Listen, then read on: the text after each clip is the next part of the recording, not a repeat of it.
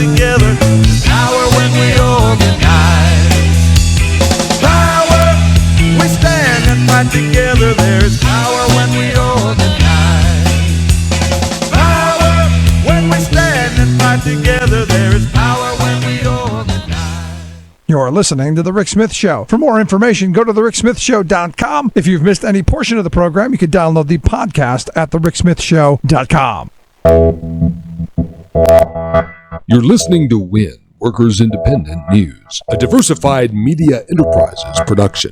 I'm Doug Cunningham. The Archdiocese has not lived up to its word. They made a promise, they made a plan, and now a few years have gone by, and they're changing what they said to us. Federation of Catholic Teachers President Julia Pignataro. She's talking about the decision this week by the Archdiocese of New York to close 6 Catholic schools in New York City. Pignataro says in 2010, the Archdiocese charted a course known as Pathways to Excellence. It included some school closings, 55 since 2011, which led her and the union to believe that it would lead to a stronger Catholic school system in New York City. That by closing all of those schools, that the system would become stronger. And there have been repeated comments about taking money from rental properties and buildings sold and plowing it back into the system to make it stronger. So I was a believer in this, that this is what they were doing. And then without any notice, on Monday we have a twist where we have an announcement of another 6 schools closing. I certainly hope that we can keep these open or do something, and I hope that there would not be any more. Pignataro is meeting with an associate superintendent of New York Catholic Schools Monday to discuss the plan to close the 6 schools and possibly to begin negotiating transition packages for the teachers affected if the closings can't be stopped. The Build Better LA Coalition opposes the March 7th ballot initiative called Measure S. The coalition says it will ban the construction of affordable housing while eliminating 12,000 good jobs with benefits.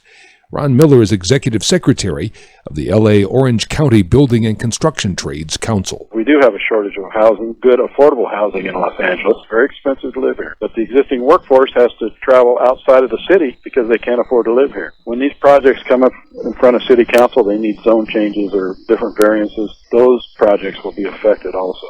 There was an article in a newspaper here a few weeks back, and they said that we're in the middle of the largest building boom since 1920, and we would like to see this continue. There's a lot of housing being built, and this measure is something that's going to be very detrimental to that effort. WIN is brought to you in part by the Amalgamated Transit Union, the largest labor union representing transit and allied workers in the U.S. and Canada. Online at atu.org. Sponsored by Ironworkers Impact, now reserving spots for this year's groundbreaking conference, welcoming contractors to grow their business by networking and attending world-class breakouts. More on this event in San Diego, happening March 19th through the 22nd, is found online at impact-net.org under Events. You've been listening to WIN, Workers Independent News. For more information, visit laborradio.org. It's time for the Rick Smith Show. I want you to get up now. I want all of you to get up out of your chairs. I want you to get up right now and go to the window, open it, and stick your head out and yell, I'm as mad as hell, and I'm not going to take this anymore! I don't want to abolish government. I simply want to reduce it to the size where I can drag it into the bathroom and drown in the bathtub. You bet I cut the taxes at the top. How dare you? How dare you? Go ahead, make my day. The Rick Smith Show starts now.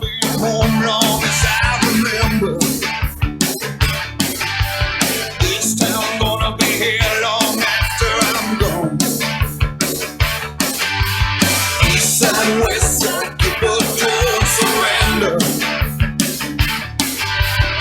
They've been down, but they're still right on. Oh, and this town is my town. All right.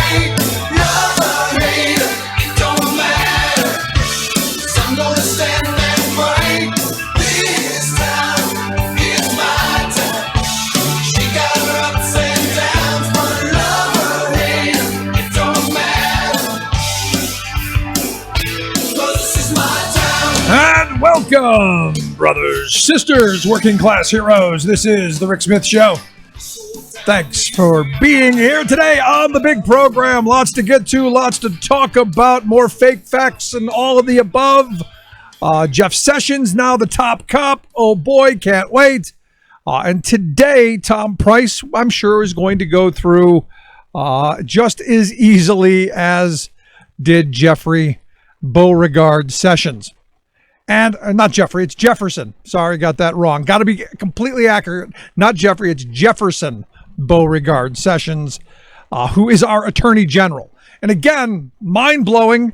Right from the start, you go, hold on, wait a second.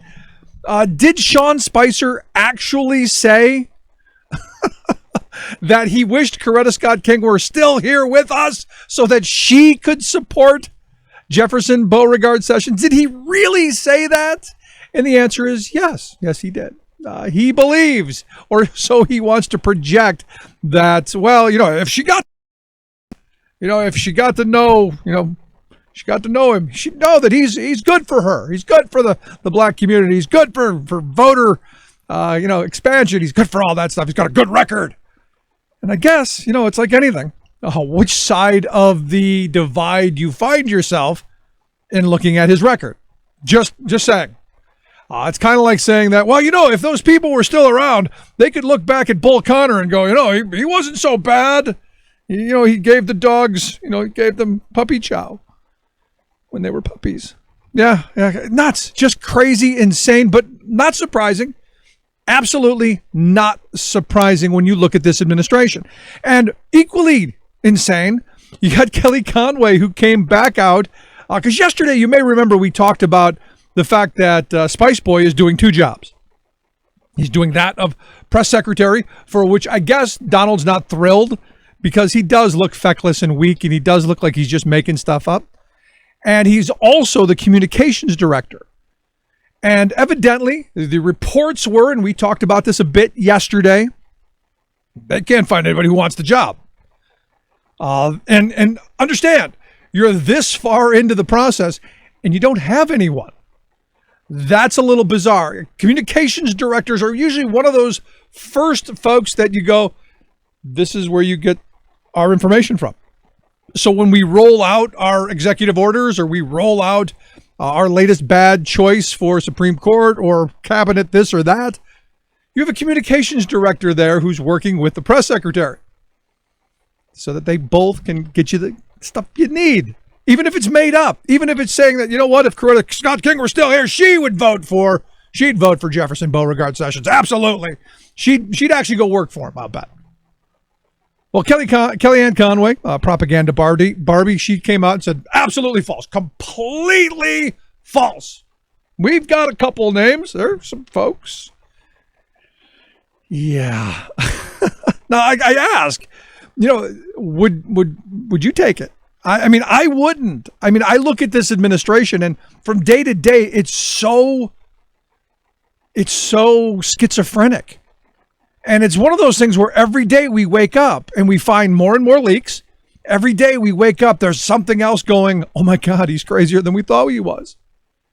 The latest one, I guess he called the National Security Advisor at 3 o'clock in the morning to find out what a strong dollar would mean. And I'm going, wait a second, I thought you were the business guy. I thought you were the smart guy. What are you doing calling people at 3 o'clock in the morning for? And this whole thing with the Easy D, sorry, I'm not up on the latest lingo, but that doesn't sound good. And the Twitters went crazy with it because Easy D is exactly what it sounds like it is. Only he, and maybe this is a place for the good Pastor James David Manning to jump in and question Donald Trump's sexuality. Maybe this is it. Maybe this will give the Pastor James David Manning something to rail on. And we have to get him back on here. I love that guy. As crazy as he is, as just off the deep end, off the beaten path, he's funny. He doesn't try to be, but I find him particularly humorous. In fact, one of my favorite conversations, one of my favorite interviews I ever did on this program. I guess it's been a while. It's been like 6 or 7 years since we talked to him. And he came on to talk about the Ten Commandments and all that, and I asked him to tell me what they were, and we went back and forth over his willingness to read them to me out of the Bible, and my asking him, just tell me what they are in your own words, even make up words if you have to. And he, either his inability to recite the Ten Commandments or his unwillingness to do it, I'm not sure. I find it odd that a pastor wouldn't be able to do it, but it just, you never know. You never know. Anyway, the big other part of Spice Boys yesterday was evidently not happy with John McCain. John McCain came out and said, look, the mission in Yemen, sorry, when you lose a $75 million airplane, and more importantly, an American life is lost, I don't believe you can call it a success. And I'll be honest, I don't know that you can call it a success when you have a complete cluster, you-know-what, from everybody's point of view except the administration's, who is saying that this is a huge success. Huge. It was a huge success. And even, Spice Boy then played out the you have to honor the dead soldier card. He responded with, anyone who undermines the success of that raid owes an apology and a disservice to the life of Chief Ryan Owens. Now, look, none of us wanted Chief Petty Officer Owens killed. Nobody. Absolutely nobody on any side of Al-Qaeda, the other side. But nobody here wanted that to happen. In fact, all of us are looking to the administration going, did you really spend enough time over brunch or over dinner to decide whether you're going to send this guy into this? And did you really have a grasp of what you were getting into and what you were getting out of it? Look, you go and you look at the Obama administration said there wasn't enough there. And what I'm hearing from people who this is their livelihood, they're saying, look, the stuff that we would have gotten was outdated, wasn't even useful. And we weren't ready for it. This was kind of a spur of the moment thing, the way it's being spun to me. And this is kind of scary stuff, because understand what we're hearing coming out of the White House as it is, just as the White House is leaking all over us. And in some cases, literally leaking all over us. What you're hearing is how erratic, how spontaneous, and just really schizophrenic and neurotic, and you throw the word in there, this administration is. And you have to imagine that, honestly, this decision wasn't something that they sat down and deliberated. It was maybe over dessert. Or maybe, so you got something stuck between his teeth. Oh, the heck with a bomb. That's scary. When that's even a consideration. When I can even imagine that happening at the highest levels, that should scare all of us. Honestly and truthfully, should scare every one of us. So Spice Boy went on to say that Chief Petty Officer Owens, he fought knowing what was at stake in that mission, and that it was a huge success. And again, I guess your definition of what a huge success is, I guess depends on which side of the divide you're on. But according to two U.S. defense officials, no names included in the article, which kind of concerns me. But look, when the White House is leaking like a sieve like this, there are people who are coming out of the woodwork saying, "Hey, please stop the insanity." Who was that woman that did the diet stuff? Susan Powder, who used to, stop the insanity. This is we need her right now. Anyway, they claim that the Yemeni president has expressed what they quoted as hesitancy towards allowing the U.S. to conduct any ground operations in the future. Now, Yemen's ambassador is denying this, denying his government's hesitancy, which, again, I don't know one way or another. What they have to say outwardly is one thing. What's going on in back channels, you got to wonder. If I'm the president there, I'm going, hey, we can't have this kind of insanity. Not because we want to sever ties with the U.S., but because it's going to make things worse in our country. It's going to embolden these people even more and make them crazier. And that's not good for us, any of us. So we got a lot to do. And like I said, we wake up every morning to these moments of insanity where we go, wow, look, another leak, more bizarre behavior, more 3 a.m. rants, more late night TV binge watching and tweeting. You got to question the mental health. You got to question the depression. And then when do we act? When do we say, you know what? Sorry, crazy uncle. We're going to have to get you some help. When do we have the intervention? When does that happen? Because look, while we're focusing on all of this, the Republicans are having a heyday going after working people, going after the commons, going after, well, the 20th century. So while we're focused on the show, while we're focused on the reality TV show that is now our White House, the Republicans are having a heyday. And it is going to get really ugly. And by the time I think we wake up from this nightmare, it's going to be too late. Just my thought. Here in Pennsylvania, as we saw yesterday, another attack on working people. And when we come back, we're going to talk with our good friend, attorney Erwin Aronson, about that. Also, the continuing attack on collective bargaining and as the war on workers ramps up. Quick break, right back. Stick around. You listen to The Rick Smith Show. We're working people. Come to talk. Save the USA, it's drowning in crafted lies. Save the USA and resume the ties that bind. Stop taking all our money and shipping it on shore. Do the job you're elected for. Saving work in America, one show at a time. The Rick Smith Show. I'm Rick Smith, and this is Labor History in 2. On this day in labor history, the year was 1854. That was the day that novelist George Leppard died in Philadelphia. Leppard was friends with Edgar Allan Poe. He is most well known for his novel about Philadelphia, titled Quaker City. The book is considered to be one of the first American muckraking novels. Muckrakers write to uncover misconduct or muck in public life. The book cast the city elites in an unflattering light and explored the crooked underbelly of the city. Elites did not much care for the book, but the working class made it the best-selling novel in the country. In 1849, Leppard helped found the Brotherhood of the Union, which later became known as the Brotherhood of America. It was a secret benevolent society, a kind of Freemasons for the working man. The Brotherhood issued badges and medals. They borrowed from names and symbols of the American Revolution. They promoted a shorter workday, education, and election reform. By 1850, the Brotherhood had expanded to 19 states. Leppard was elected Supreme Washington, the highest title for the leadership position of the group. He died a few years later, succumbing to tuberculosis at the age of just 31. But the Brotherhood continued long after his death into the late 20th century. In a book about New York, Leppard once wrote, "Enormous wealth is only enormous crime.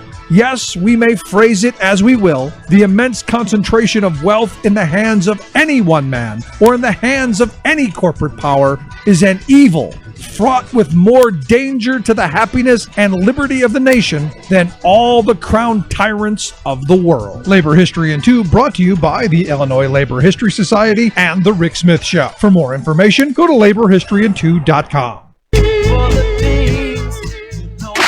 Standing tall against a multinational corporate agenda. The Rick Smith Show. All the things you want are real. You have you to complete, and there is no deal.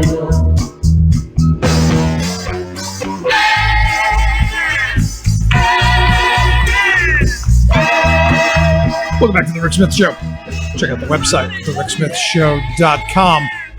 So yesterday, the senators here in my home state of Pennsylvania, they thought it wise. They thought it important. One of the most important things for them to do was to pass a piece of legislation that would make it illegal for the state to negotiate with their workers on dues checkoff and to collect dues. It's illegal. Can't do it. We're going to not allowed to do that. In fact, what's bizarre to me are these are the people who tell me that they believe in smaller, less intrusive government, and that this is one of the first things that they choose to pull out of the bag. Very, very strange. And here to explain some of it, walk us through the hows and the whys and the whats, we've asked our good friend attorney Erwin Aronson to come talk with us. Erwin, thanks for taking time for us. Nice to be here, Rick. How are you? I'm good. So am I getting this right? This, I guess, one of the first clubs out of the bag. We decide to go after something as minor as collecting dues, which just seems to me to be a code in a computer. Well, it is simply a code in a computer, and it is indeed minor, but what is major about it is exactly what you said in your introduction to this segment. This is not merely solely or exclusively about dues deduction or those kinds of things. This is about the state, the big, bad state, this huge monolithic entity, stepping into a breach and determining in advance what partners to a collective bargaining agreement are allowed to negotiate over. And this is the state saying that they are making it an illegal subject of bargaining for a willing employer and a willing union to have a contract whereby members who voluntarily sign up to have payroll deductions, just like they do for things like United Way, and just like they're not given even an opportunity to do for things like taxes to finance the General Assembly that passes laws like this one, do all the time. So this is not only an outrage in its targeted effort to break the back and silence the voice of working men and women in our state, but it is also a huge intrusion, just like you said, of the government on collective bargaining and on the capacity of willing individuals to negotiate over terms and conditions of a contract. Remember that no public employer is required to agree to any such provision. It is part of the collective bargaining process. And some employers do, some employers don't, some unions seek it, some don't. But now, the Senate of Pennsylvania, at least, the majority of the members of the Senate of Pennsylvania, have said that it should not be legally permitted, that somebody should be deemed to break the law if they even raise the topic at a bargaining table. But, you know, you brought up collective bargaining, and to me, this is just another part in that assault on collective bargaining and an assault on unions as a whole. And I love the language that they use, much like the right to work. This is called paycheck protection, like somehow there's a protection here that wasn't already in place before. Well, it's paycheck deception, not paycheck protection. And if they wanted to do something that was aimed at protecting our paychecks, they might do something that protects our paychecks from them. And that is certainly not on the plate. I have not seen them, if they are so deeply committed to the notion of paycheck protection, step up to the plate and do anything about rampant wage theft that goes on in this state every single hour of every single day. And therein lay the problem. You're right. They pick catchy soundbite names for poison. And this is poison. I hasten to add that this particular bill, as it passed yesterday, was opposed not only by all the Democrats in the state Senate, but by a significant number of Republicans in the state Senate. So there were no Democratic votes in favor of it, but not all of the Republicans voted in favor of it, and that's quite significant. Yeah, but here's the thing. I mean, you see this. This isn't just Pennsylvania, though. I mean, you see this piece of legislation finding its way all across the country. I mean, you go back to Wisconsin in 2011, and it seems like, again, another ALEC piece of legislation that's been handed from state to state, almost like it's the Republican Party's marching order. Oh, absolutely, and you took the words right out of my mouth. This is part of the ALEC agenda, the American Legislative Exchange Council, which, of course, sounds like a very official titled organization, but it is nothing more than a right-wing front group funded by the Adelsons, funded by the Koch brothers, funded by any number of other of these outrageous extremist wing groups that are taking in state legislators, we have serious problems. We have a structural budget deficit in Pennsylvania that needs to be addressed. We have a minimum wage law that has not been addressed for literally decades, and we have a minimum wage in this state that keeps people below poverty at an extraordinary pace, and in so doing provides not only corporate welfare for the employers, the Walmarts of the world that pay minimum wage, but also assure that people who are placed in these positions need to depend on the rest of us taxpayers to finance that which their employers should be providing a family-sustaining wage to protect. So we end up costing Pennsylvania a great deal more. They don't address that issue in the state Senate as right out of the box. They don't address the massive underfunding of our public schools. They don't address the burning need to reform this phony taxpayer mandated taxpayer funding of private entities in the charter school world.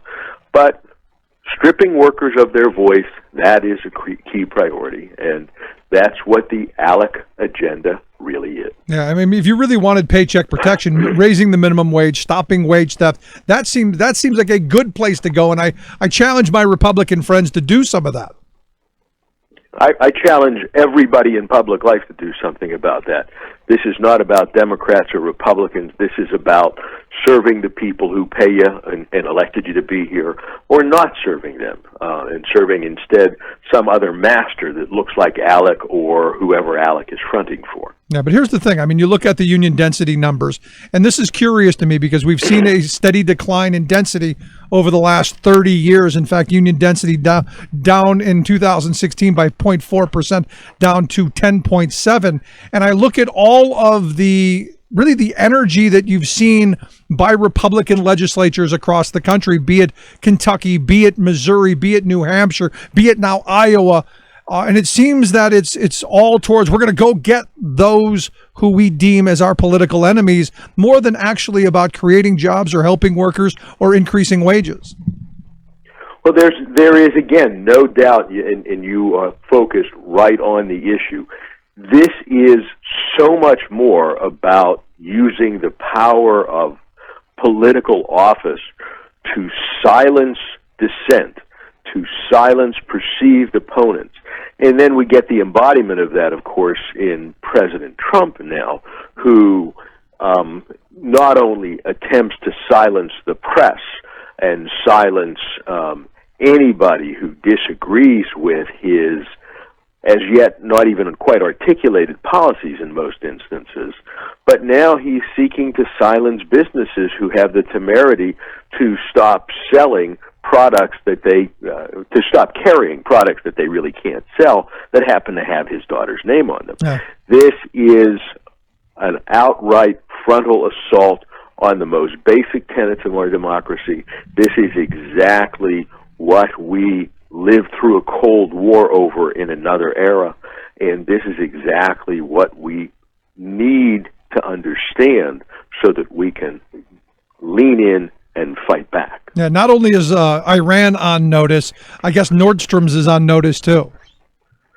Apparently, and it's the same notice, or maybe actually the notice to Nordstrom is greater because Iran's stock didn't fall for a period of time yesterday, but Nordstrom's did after the president posted his latest tweet on their violation of the unwritten code of Trumpland, where thou shalt not ever impugn the integrity or compromise the checkbook of anybody named Trump. Yeah, you used the word impugn there a second ago, which made me think of Elizabeth Warren, and I wanted to get your thought on the silencing of Elizabeth Warren. Well, once again, it's curious that we are in a Senate where Mitch McConnell a year ago was permitted to refer to Harry Reid as a liar on the Senate floor, and Rule 19 that was used to silence Elizabeth Warren the day before yesterday was not raised, much less invoked. And it is equally interesting that the very same letter from Coretta Scott King could be read by male members of the Senate on the floor, and nothing is said. But when Elizabeth Warren, an outspoken woman, did so, Mitch McConnell, in a clearly sucker punch mode, invoked this rule and leaned on his majority in the Senate to tamp down, bat back, and push aside the voice of a strong woman who apparently in their world didn't know her place.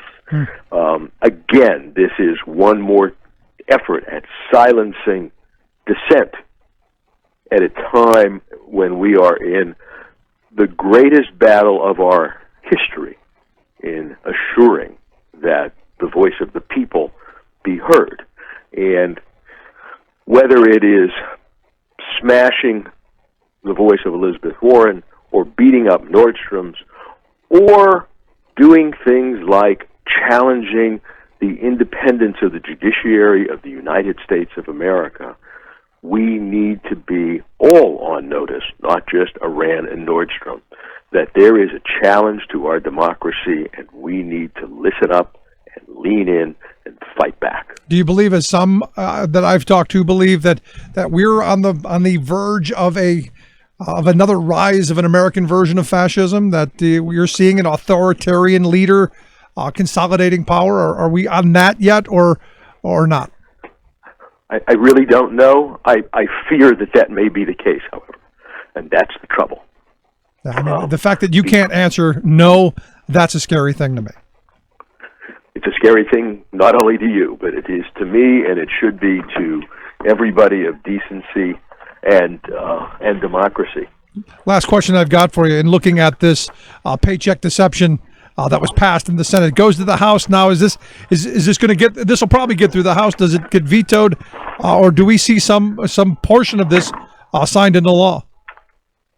Well, I'm not prepared at this point to yield any ground whatsoever. We have a fight coming up in the Pennsylvania House of Representatives, and from my perspective, it is very plain and very clear that every member of the Pennsylvania House of Representatives is in play for his or her vote on this paycheck deception legislation. We should be demanding public hearings on this legislation. We should be demanding public hearings in every community in Pennsylvania. We should be approaching members of the House of Representatives when they come home. Interestingly enough, the Senate, after passing that legislation yesterday, went into recess until March 20th, more than a month from now. Wow. And that was that. So they're going to be home. We need to be asking them questions. But our members of the House of Representatives in our local communities, we need to be approaching them at home, at their home offices. We need to be visiting them at their home offices. We need to be attending their town hall meetings when they have them. And if they're not having them, demand that they do. We need to be calling them. We need to be writing letters to them. We need to be sending faxes to them. We need to be sending text messages to them. We need to be emailing them. We need to keep the pressure on every single member of the Pennsylvania House of Representatives to ask why it is that they want to impose conditions on contracts, on bargaining from the government on this issue when they don't impose conditions like this on so many other things. Right. So why they want to intervene. So to clarify this, because this is only in labor contracts, and this isn't they're not outlawing, as you pointed out, Aflac or United Way or your car insurance or whatever. They're not. That's not being affected at all. It's just your ability to pay your dues to your labor organization. That's right, and it's just your ability to have your dues deducted from your paycheck after you sign a written authorization giving your employer permission to do exactly that. Yeah, so much for smaller, less intrusive government. So much. Exactly right. Erwin, I appreciate the time. Always great talking with you. Good to be here. Thank you. Thanks so much. Our good friend, attorney Erwin Aronson. Quick break. Right back. 1-888-520-RICK. 1-888-520-7425. This is The Rick Smith Show We're working people. Come to talk. We're gonna take it anyhow. We want the airwaves. Not right wing, just right. The Rick Smith Show.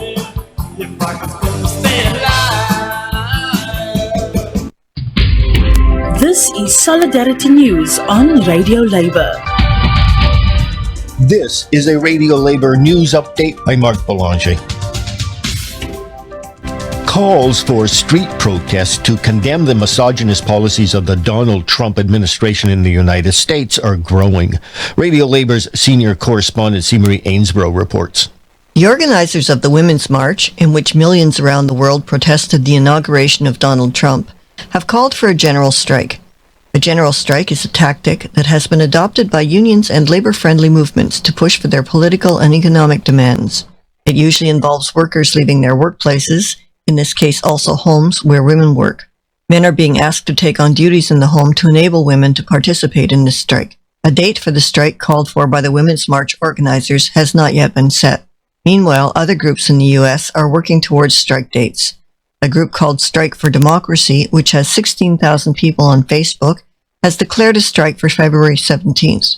The Service Employees International Union, which represents 1.9 million public sector workers across North America, has called for a strike on May 1st, International Labor Day. Other groups have called for a strike on March 8th, International Women's Day. Whatever the particular date, it does seem that the protests against the misogynist, racist policies of the Trump administration are not going away soon, but are in fact increasing. This is C. Marie Ainsborough reporting for Radio Labour. As the evidence for human-made climate change grows, unions are at the forefront of the fight to develop greener, more sustainable economies. One of the labor organizations fighting against climate change is an affiliate of the International Transport Workers Federation. The Amalgamated Transport Workers Union in the U.S., the ATF, is supporting the use of more public transportation in the struggle against the effects of climate change. Ed Watts is the Director of Special Projects for the ATF in New York. We think that it's essential for public transit to go green, to reduce shift and improve, and for there to be an increase in public transport, and that people need to get out of their cars and get on public transportation as a key solution to the climate change crisis, which is cascading all around us. So for the first time this year, at the ATU convention, we passed a climate change resolution which drew the lines, connected the dots between public transport and climate change. It's not always easy to see how something that happens around the world affects you. But once the destruction of the superstorms that I talked about, the hurricanes that I talked about, came home for people, now that we have droughts, floods, and fires, it is really, if people stop and think about it, it's like the 7 plagues in the Bible that's actually going on here. It's really historic, and people are, I believe, waking up and seeing that what their local action does, whether you switch to electric vehicles, if you can, electric buses, and you go as green as you can, you install solar panels on your house, and all these things, draws the connection between worldwide events and repercussions and local action. So I think that's important, and I think that our public transport project here can connect those dots on a global level. In the U.S., we have actually a unit which we call Americans for Transit, and it's a separate group that works with the union to bring the riders' aspirations, the riders' hopes, the riders' issues to the forefront. Because the riders' issues are the same issues as our members' issues. The riders and the workers both want a safe environment to work in, whether it's assaults or a safe bus that has brakes, that has heat in the winter and air conditioning in the summer, that is roach-free, that is clean. That all works for both the riders and the workers. And low fares, because we live in these communities, low fares are important to us. We want service out there so that ourselves, our families, our children can get to jobs without having to own 2, 3, or 4 cars. So these are issues that dovetail together for riders and workers, and then we can understand the larger picture of the various corporations that are just trying to get profit out of this, and that's their only concern. They don't care what happens to the communities. And that's it. International labor news you can use. Follow us on Twitter at Radio Labor. I'm Mark Boulanger. Thank you for listening. And remember, it's all about global solidarity.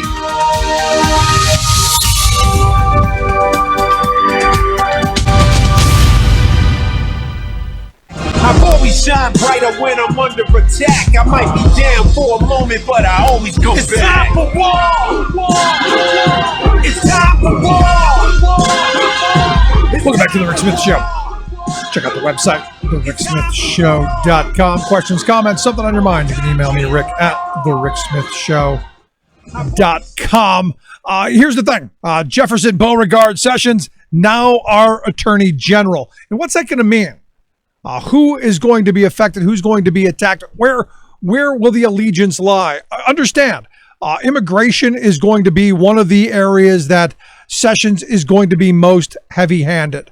I do believe we are going to see the next incarnation of the Palmer raids. You go back to that era where, J. Edgar Hoover and Attorney General Palmer they were breaking into people's houses at 2:00 in the morning, raiding union halls, raiding labor activist organizations, raiding immigration activists.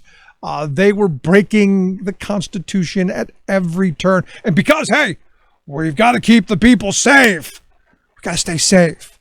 And you're going to see the same kind of behavior, I believe, coming out of Sessions. So if you're someone here who is a minority, whether you're here in a legal or an undocumented status, you're in trouble. And oh, by the way, if you live near somebody who may be either documented or undocumented, be careful because, well, they've been known to have the wrong address. They've been known to be a little dyslexic and kicking in the wrong door and shooting somebody as they reach for the remote control. This is the world we're moving towards. This is the world that someone like Sessions, thank you, Donald Trump, is going to bring us. And in addition to that, you're going to see an assault on voting rights. We know that's going to happen, especially in the strongholds of the South for the Republicans. You're going to see more of that. You're going to see more gerrymandering, more attempt to disenfranchise, more attempts to roll back progress. If you're part of the LGBTQ community, you know you're going to be under attack because the protections are not going to be enforced on that front either. I mean, you can go down the list. But to me, all of that stuff is extremely important. But the worst part to me, and not that any of that is not horrible. The worst part is going to be how we're going to use our police departments. Because understand, someone like Sessions, someone like Trump, they want to see our police departments like stormtroopers. And we've already militarized our police departments. The days of Andy Griffith, long gone. The days of, having policemen who are, hey, kids, the policemen are your friends. Those days are done. I live in a small little sleepy community where the police department has a tank.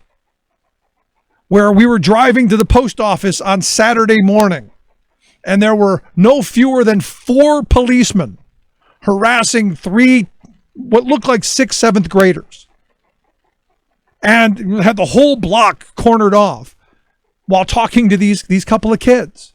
And you go, wait a second. I remember the days a cop would pull over and, might give you a hard time, maybe a smack across the back of the head to get into line or, whatever.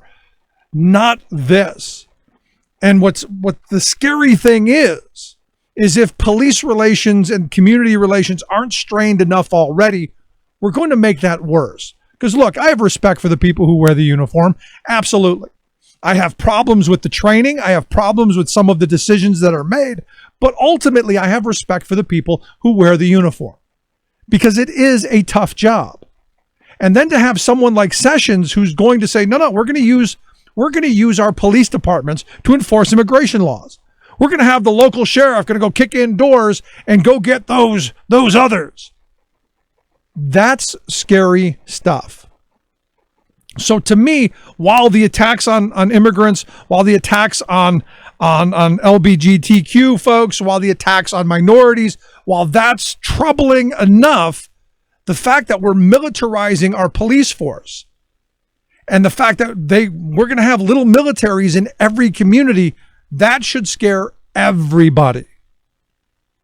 And understand, if you're in those initial communities, if you're in the immigration community, in the LGBTQ, or in the minority community, those militarized police departments, they're looking at you. But guess what? They're looking at everybody. And this is one of those moments where, you know what? All in the Shark Tank, waking up to the reality that we're all into this and not allowing ourselves to be split up into those different subcategories to be pitted against one another is the moment where we can come together and say, I don't think I want that. I don't want it for them, and I don't want it for me. If we have to go to the world of radical self-interest, this is it. We don't want the militarization of our police departments. To me, pretty simple stuff. I'd love to hear your thoughts on it. Do we want to have, military police on every street corner? Do we want our policemen dressed up in paramilitary garb? Do we want them walking down the street with assault weapons? You okay with that? You okay with sandbags and large machine guns on every street corner like you see in Mexico? Are we okay with that? I know I'm not. Quick break, right back. Stick around. You're listening to The Rick Smith Show. Down for a moment, but I always go back. It's time for war. It's time for war. It's time for war. It's time for war.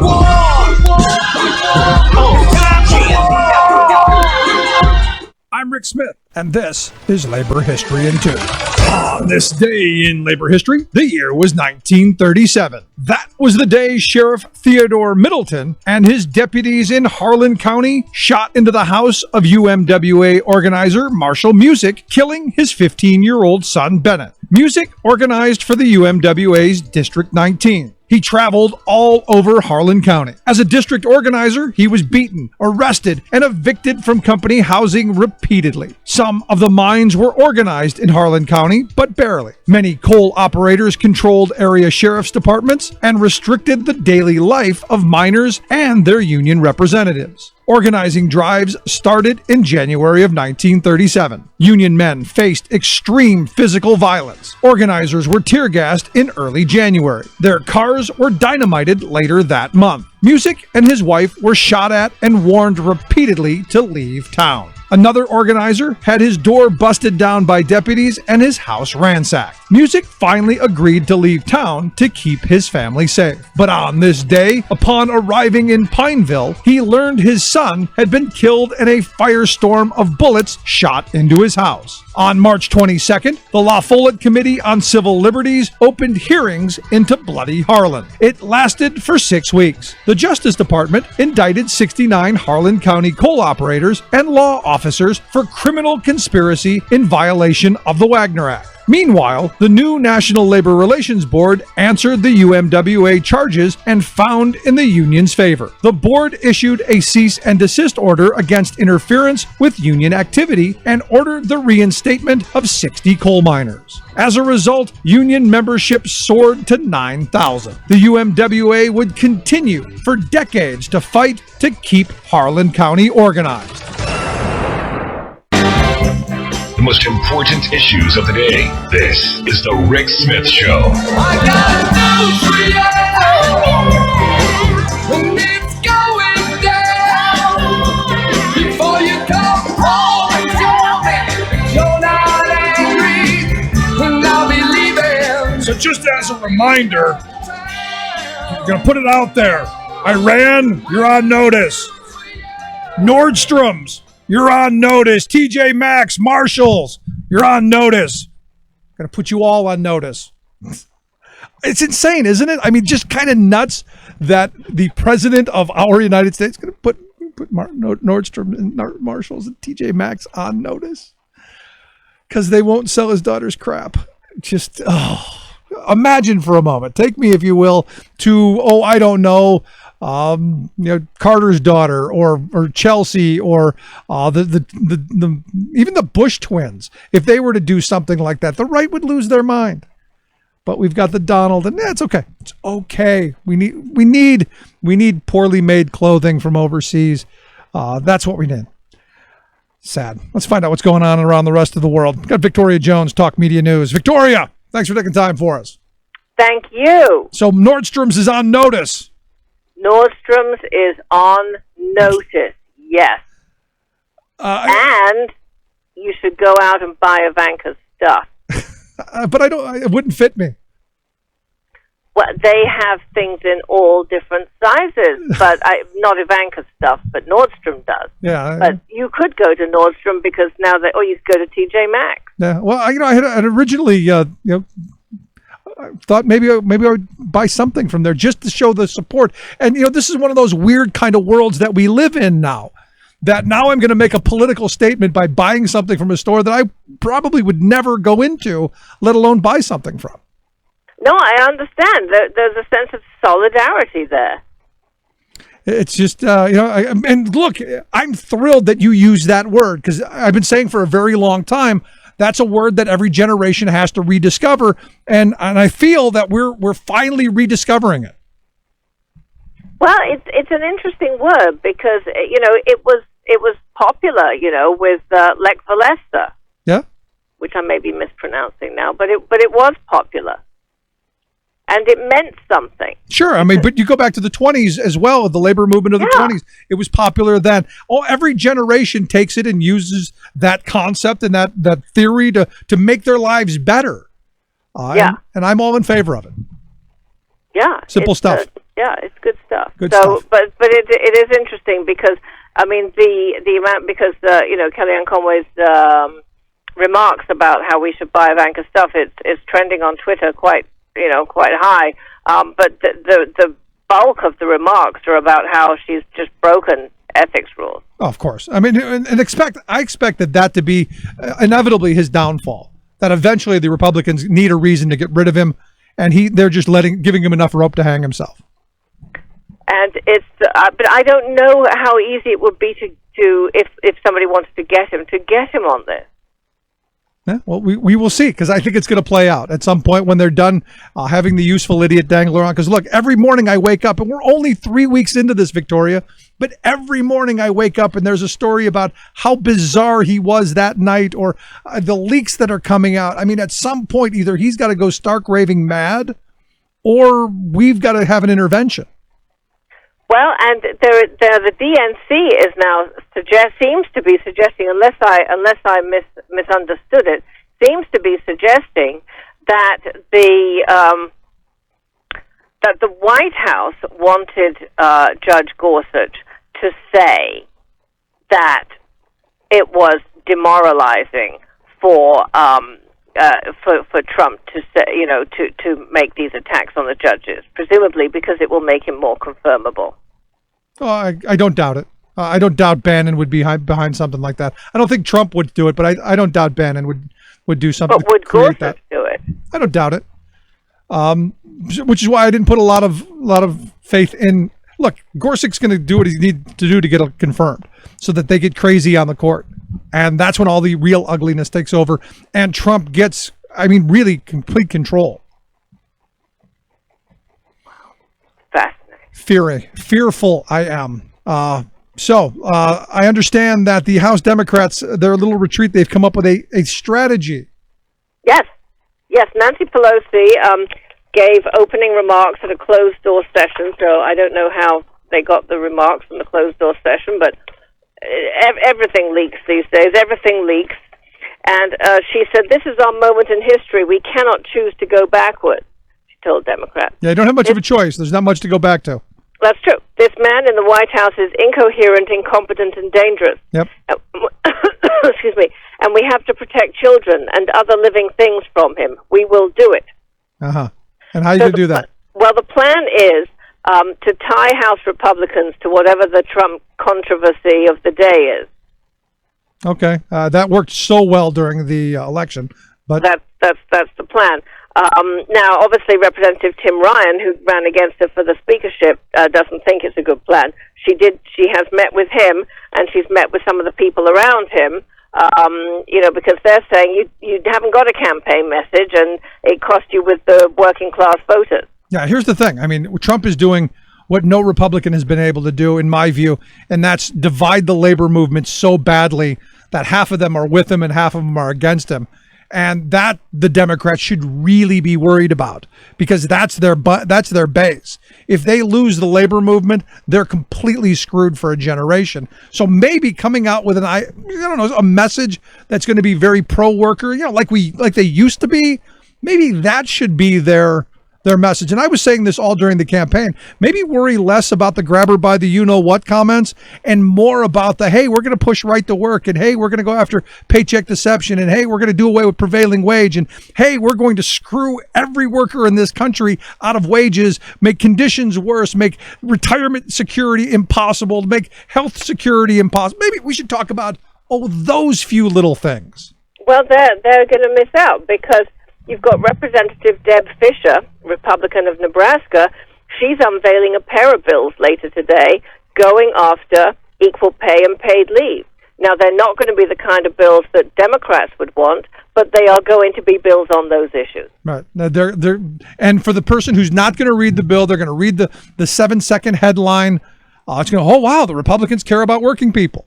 Right. And Democrats had better figure out how to counter that, and quickly, because, look, you and I both know the Republicans have built a media echo chamber that once they put something out, it gets out. They have built an infrastructure that I would argue is second to none.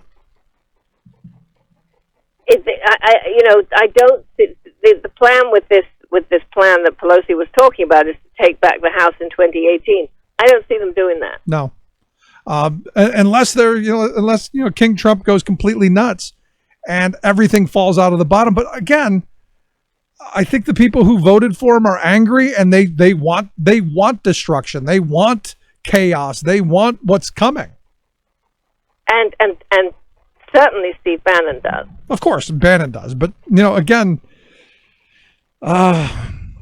it's going to be very, very, very interesting.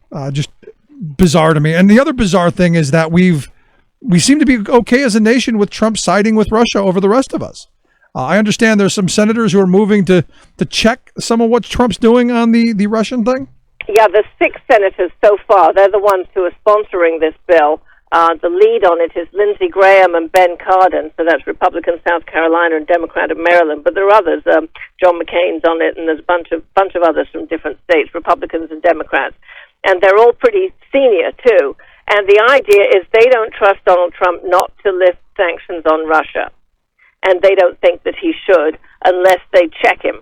So the idea is that what they would do is they would require the Trump administration to have to submit to Congress a description of any proposed sanctions relief.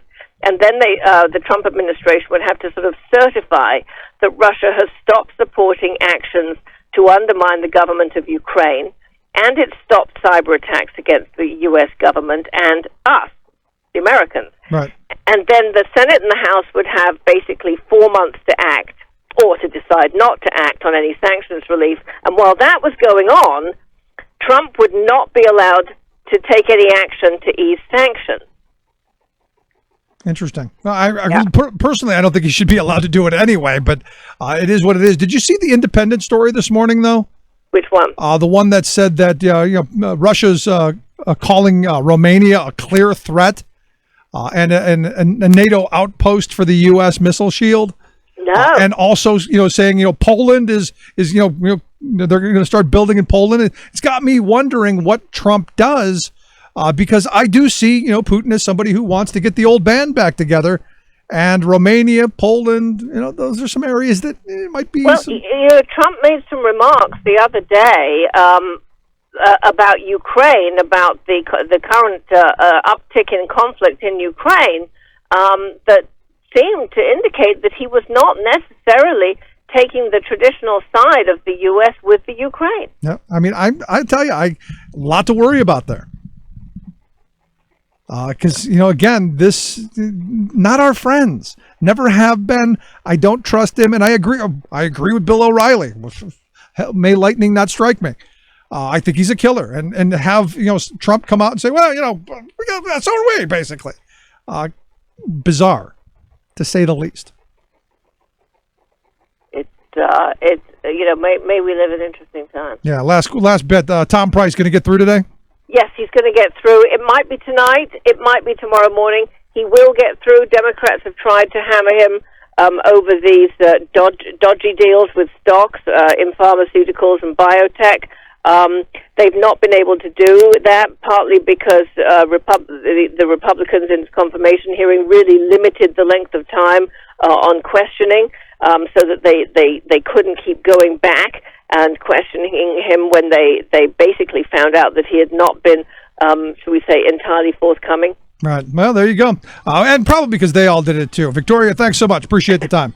Thank you so much. Great talking with you, Victoria Jones. Talk Media News. Quick break. Right back. Stick around.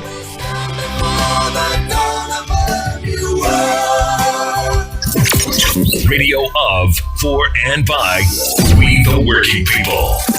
The Rick Smith Show. You're listening to The Rick Smith Show. For more information, go to thericksmithshow.com. If you've missed any portion of the program, you can download the podcast at thericksmithshow.com. You're listening to WIN, Workers Independent News, a diversified media enterprises production. I'm Doug Cunningham. The Archdiocese has not lived up to its word. They made a promise, they made a plan, and now a few years have gone by, and they're changing what they said to us. Federation of Catholic Teachers President Julia Pignataro. She's talking about the decision this week by the Archdiocese of New York to close 6 Catholic schools in New York City. Pignataro says in 2010, the Archdiocese charted a course known as Pathways to Excellence. It included some school closings, 55 since 2011, which led her and the union to believe that it would lead to a stronger Catholic school system in New York City. That by closing all of those schools, that the system would become stronger. And there have been repeated comments about taking money from rental properties and buildings sold and plowing it back into the system to make it stronger. So I was a believer in this, that this is what they were doing. And then without any notice, on Monday we have a twist where we have an announcement of another 6 schools closing. I certainly hope that we can keep these open or do something, and I hope that there would not be any more. Pignataro is meeting with an associate superintendent of New York Catholic schools Monday to discuss the plan to close the 6 schools and possibly to begin negotiating transition packages for the teachers affected if the closings can't be stopped. The Build Better LA Coalition opposes the March 7th ballot initiative called Measure S. The coalition says it will ban the construction of affordable housing while eliminating 12,000 good jobs with benefits. Ron Miller is executive secretary of the L.A. Orange County Building and Construction Trades Council. We do have a shortage of housing, good affordable housing in Los Angeles. It's very expensive to live here. But the existing workforce has to travel outside of the city because they can't afford to live here. When these projects come up in front of city council, they need zone changes or different variances. Those projects will be affected also. There was an article in a newspaper here a few weeks back, and they said that we're in the middle of the largest building boom since 1920s, and we would like to see this continue. There's a lot of housing being built, and this measure is something that's going to be very detrimental to that effort. WIN is brought to you in part by the Amalgamated Transit Union, the largest labor union representing transit and allied workers in the U.S. and Canada. Online at atu.org. Sponsored by Ironworkers Impact, now reserving spots for this year's groundbreaking conference, welcoming contractors to grow their business by networking and attending world-class breakouts. More on this event in San Diego, happening March 19th through the 22nd, is found online at impact-net.org under Events. You've been listening to WIN, Workers Independent News. For more information, visit laborradio.org.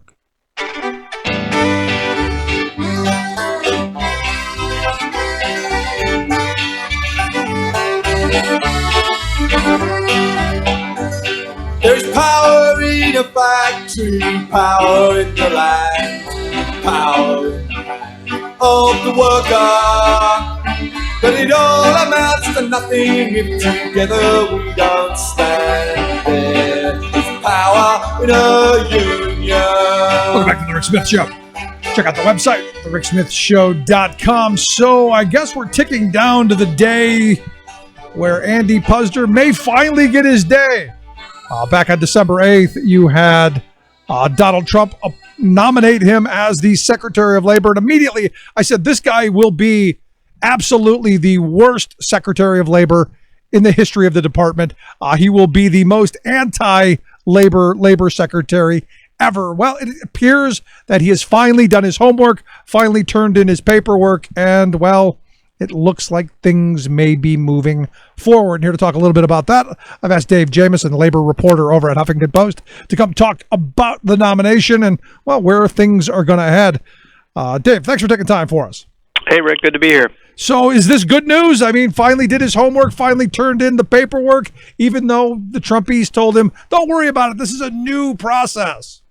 Yeah, this took a couple months. It's hard to know exactly what the holdup was. His people were saying it was taking a long time to figure out the divesting process because he has so many investments and presumably so many entanglements with what this job would involve. There were also rumors of him having cold feet about the whole thing. Yep. As a guy who hasn't, really been in government office before, probably is not used to the scrutiny and may have been a little surprised at how he was getting battered so quickly. Who's to know though? But for now, he's in it to win it, and he's got a hearing scheduled for next week. Yeah, I mean, there have been a number of allegations from being a wife beater to hiring an undocumented housekeeper. There's been a bunch of stuff. There has, It was, I think, in the 80s when his ex-wife accused him of hitting her. She later, recanted that allegation, but it's also come out that at one point she went on Oprah, the Oprah Winfrey Show, in disguise to talk about it, incognito, which is interesting. Nobody can find the tape apparently. So that's one bit that he's been assailed on, but he's also his labor record, which is obviously relevant if you're going to be labor secretary. Right. This guy has run Hardee's and Carl's Jr. for years while they've racked up a string of labor law violations, and most of that stuff they say they're insulated from because it was franchisees, but anybody who knows how franchising works knows that his company is benefiting from the labor in these stores, and a lot of the workers end up getting shorted on their wages. There's been quite a few OSHA violations too. I went through Labor Department records of investigations of Hardee's franchisees just over the last few years, and I was not surprised to see the violations that are there because really they're endemic to the whole industry. But the stuff we're talking about is a lot of off-the-clock work. You see managers who feel pressured to shave time off the clock because they don't have much payroll, so they're cutting corners. I mean, I saw one story where a manager was instructing workers when it slowed down to clock out and go sit in the parking lot. And then once things picked up, they'd be ordered to come back in and clock back in and go to work. And that's the kind of stuff, it sounds crazy, and I think people are surprised to hear that, but it's really common in the industry, and that's kind of the point I've been trying to make to people. A lot of people are asking me, well, is Hardee's worse than Burger King, or is it better than McDonald's? And I think that's kind of beside the point. All these places work on the same model, and they all have the same problems. And right.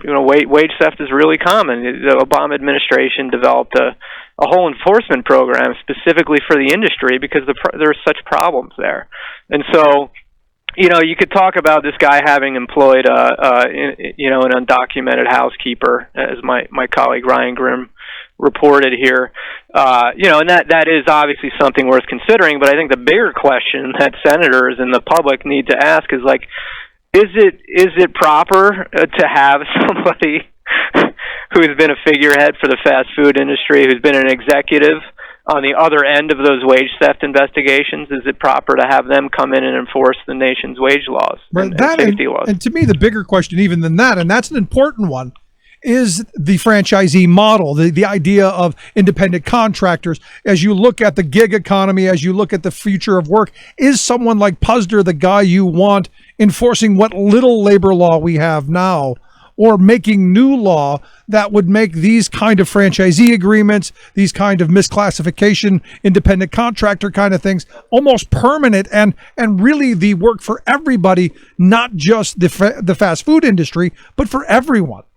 Yeah, he's such a fascinating pick when you set him against the Obama administration and its sort of guiding ideologies, especially as it relates to the workplace.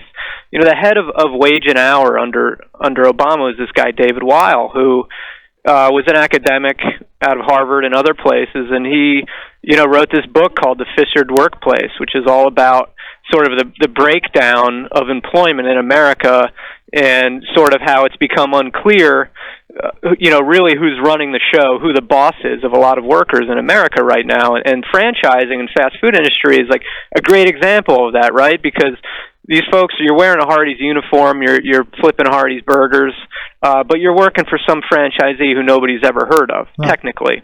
That's the guy who's signing your paychecks. And so there becomes this issue there where the lines of accountability are blurred, right? Hardee's basically has plausible deniability whenever something goes wrong inside a Hardee's, franchise restaurant. And the Obama administration really tried to, take an axe to that whole concept, in the limited way that they could. And here, Trump brings in a guy who is really a figurehead for that whole system, who obviously believes in the franchise system, and not just that, but in just any ways that employers can lower costs. I mean, to me, this choice is equally as scary as Betsy DeVos is in education. It's similar in a way that DeVos, would be as education secretary, is going to oversee public education policy, and she's been such a an enemy to public education over the years.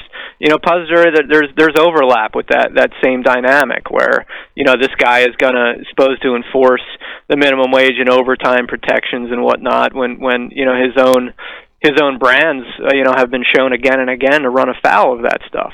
And to me, one of the more troubling things as well, in fact, when we do our TV program in the coming months, one of the segments, if he's nominated, if he's confirmed, is we're going to do a segment called Overprotected, because here's a guy who believes American workers are overprotected. And, I can go through hundreds of examples of people injured, killed, maimed, cheated on the job where you go, these folks are not overprotected. And yet that's the guy who's going to be in charge of making sure that workers are protected with a mentality and a mindset that they're overprotected. Yeah, and really, whoever, whether it was Puzder or somebody else he chose, if it was in line with the way his cabinet has been taking shape, the labor secretary and Trump, they were going to scale back enforcement. As you said, they believe that employers are basically over-regulated right now. And if you know anything about OSHA and wage and hour and the resources that they're dealing with, that's kind of absurd on its face.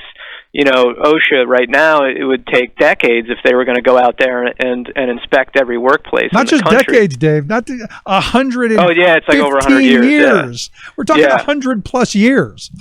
So the idea that the Labor Department is just is just so onerous on employers is just doesn't really square with the budget numbers when you look at them. And I think whatever happens going forward.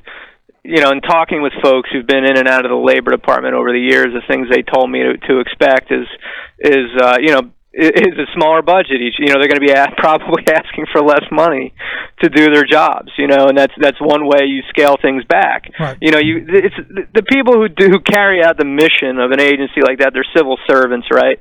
They want to do their jobs regardless of who's atop the agency. Certainly. But the political appointees atop the agencies are the ones who set the priorities, and they're going to determine where the resources go and how hard they want to push things. And I was talking with a lawyer who represents a lot of coal miners who get discriminated against for safety reasons on the job, and coal miners who get injured. And he was telling me, back in the Bush years when Elaine Chao was running the Labor Department, that the Mine Safety and Health Administration they stopped referring to mine inspectors as inspectors, and they started calling them compliance assistant specialists. And that's the way a lot of these folks think. And, is that the Labor Department isn't there to hold employers' feet to the fire. It's to help partners. them. They're it's to partner with them and get them in compliance with the law, and that's like the fundamental ideological difference here between someone like Trump and someone like President Obama. See, if only I could have convinced that cop that we were partners when I rolled through the stop sign. Yeah, cops. I wish cops were law compliance assistant specialists. That would be great. It would be great, but here's my problem with this stuff. I would have gotten less trouble in college that way. Exactly, but here's the thing. I mean, you look at this and what you've laid out, people need to understand by doing what you said that we know this is coming. People are going to be injured, families are going to be harmed, and workers are going to die. I mean, that's the reality in this. And I don't think that's being hyperbolic. That's the reality of what we get when you have those kind of pulling back on compliance and deregulation. When you take worker protections away, bad things happen. Yeah, I think mining is a good example of when you have an administration that is going to send the message that we're not going to be too hard on you right now. We feel like this other administration was too up in your business, and we're going to scale things back so you can get that coal running. That sends a message that an operator can cut corners, and that's obviously that can be really deadly. Now we create the next Don Blankenship. Yeah, and you already don't. I mean, MSHA, MSHA can and does do regular inspections of mines. With OSHA, there's just too many workplaces out there, and so if you're running a work site and you see a new OSHA come in, a new labor department, signaling that they're not going to really prioritize hard enforcement, then that's where you can breathe a sigh of relief and not worry too much about keeping everything in line. Yeah, that's where the Don Blankenship memo comes out. We don't get paid to put up safety stuff. We get paid to run coal. Right. That's where that stuff comes. So for the last question I've got for you, any chance this nomination gets held up? And if so, is there any I think it's bunk, but any possibility that Scott Walker would be thrown into the mix? Yeah, well, they'll take that in two parts. One, yeah, it could hit a roadblock. I think, after DeVos's nomination went through, it's possible Democrats will really throw down on Puzder. Even if they oppose him party line, though, they'd still need 3 Republican votes against him. And so, that's a tough road. A few Republicans have voiced concerns about this undocumented worker that Puzder employed. Again, no, not much concern about his chains labor violations. Nope. So, who knows? Could they peel off 3 Republicans? Maybe. I guess it's possible. But as for Scott Walker, I doubt. Walker himself said he's not actually interested in this. But it's a fun thing to entertain. And as I was telling somebody, if Walker might is floated as labor secretary, that's one way to get unions behind Andy Puzder. Quite possibly, you're right. And the thing is, I think Walker's going to run for a 3rd term, so I don't see him leaving. Bringing up Walker, Walker has been advising the White House on how to handle federal employee unions, and that's going to be a big war coming up, where the Trump administration is going to want to take an axe to the civil service protections and make it a lot easier to fire. Scott Walker is down inside the Perkins building, running the labor department. He's definitely he's shaping policy through his advice and through what he did in Wisconsin. Yeah, so by that you mean the Koch brothers are using him as a puppet to get through. Okay, I got it. Dave, I appreciate the thoughts. Great work over there. I appreciate it. Thanks, Rick. Appreciate it. Always great talking with you, Dave Jamieson. You want to check out his work? We've got a link at thericksmithshow.com. He's the labor reporter over at Huffington Post. Quick break, right back. Stick around. You'll listen to The Rick Smith Show. We're working people. Come to talk.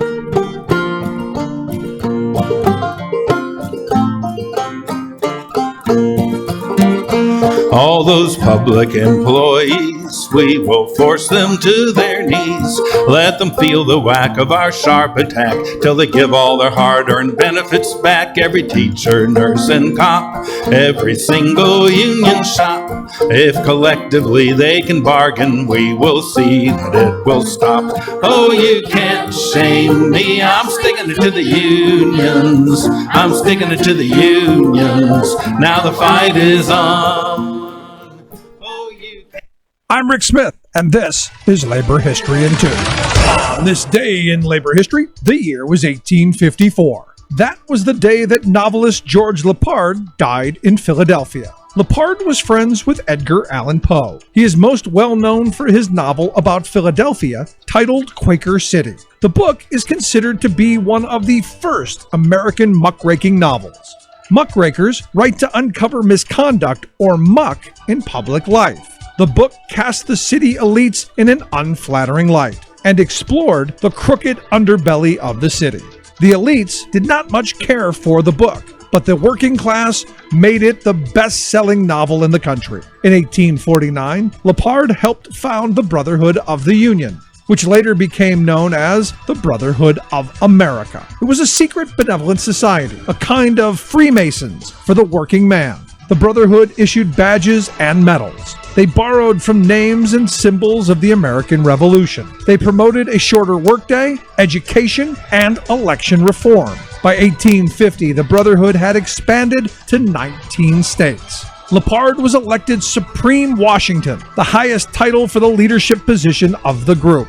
He died a few years later, succumbing to tuberculosis at the age of just 31. But the Brotherhood continued long after his death into the late 20th century. In a book about New York, Lepard once wrote, "Enormous wealth is only enormous crime. Yes, we may phrase it as we will, the immense concentration of wealth in the hands of any one man or in the hands of any corporate power is an evil fraught with more danger to the happiness and liberty of the nation than all the crowned tyrants of the world." Labor History in 2 brought to you by the Illinois Labor History Society and The Rick Smith Show. For more information, go to laborhistoryin2.com. Chances are, when you took a shower this morning, an AFSCME member made sure that water was clean. When you drove to work, an AFSCME member maintained the road. When you rode an elevator, an AFSCME member inspected it. I'm David Philman, Executive Director of AFSCME Council 13, the American Federation of State, County, and Municipal Employees. AFSCME members enforce regulations, keep prisoners behind bars, take care of patients, protect the environment, and more. The work isn't glamorous, the salaries aren't high, but AFSCME members serve the public in every aspect of our daily lives. Chances are, you'll never see that AFSCME member working in a sewage plant, diving underwater to repair a bridge, or answering a 911 call. But aren't you glad they do? For more information, visit AFSCME13.org. We are AFSCME. We make Pennsylvania happen! Your working class radio experience, where hard work, common sense, and rational thoughts are a reality. The Rick Smith Show. Working hard to make a left, red shed a bomb red. The father son left to carry on, blue denim had his vein. He's a working class man. So Dick Jameson makes really what I think is an extremely important point. We're going to get tied up on the allegations of that he abused his wife, that he hired an undocumented worker. Here's the reality. Maybe that's true.